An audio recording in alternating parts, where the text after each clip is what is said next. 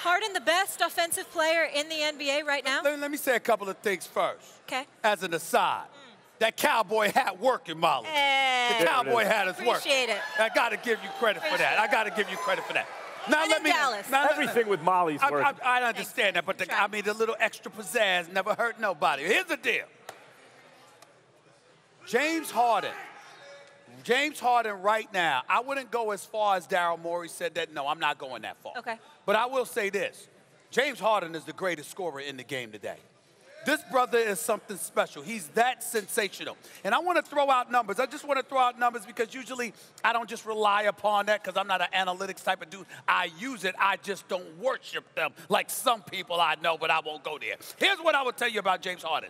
He has not averaged less than 25 a game since 2012. Over the last 4 years, he's averaged a minimum of 29 a game. Right now, he's at 33.6 a game, all right, on 44% shooting, nearly 39% shooting from three-point range, 85% from the free throw line. He can get to the hole. He can pull up long-range three. He's got a mid-range game. He's got a nasty handle, and he is an absolute magician at creating contact and getting to the free throw line, which makes him unstoppable. The reason I'm not going to go as far as Daryl Morey went, Max, is because today's game I kind of hold against the modern-day player in terms of the rules that really assist offensive players. You can't really touch them. I mean, you could get called for a technical foul for having bad breath for crying out loud. It's just that bad in the NBA, all right?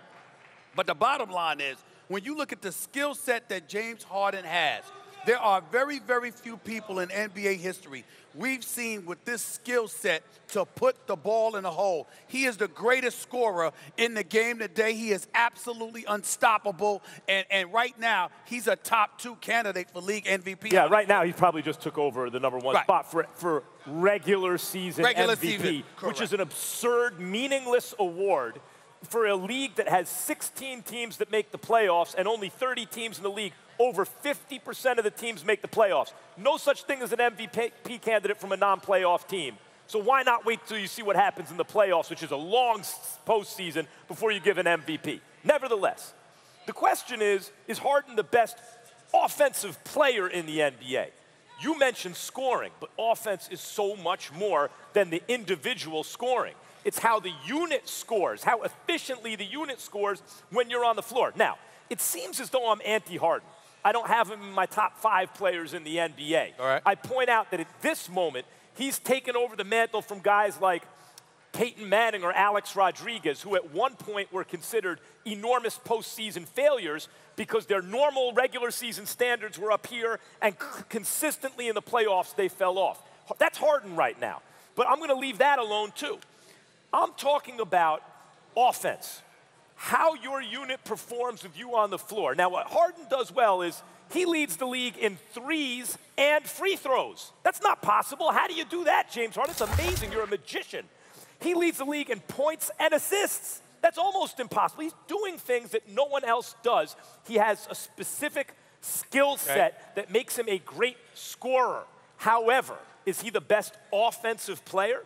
Well, do you really like LeBron James more than Harden because of only the defense? No. You like it because you trust an offensive unit with LeBron James running it more than you trust it with Harden. Steph Curry.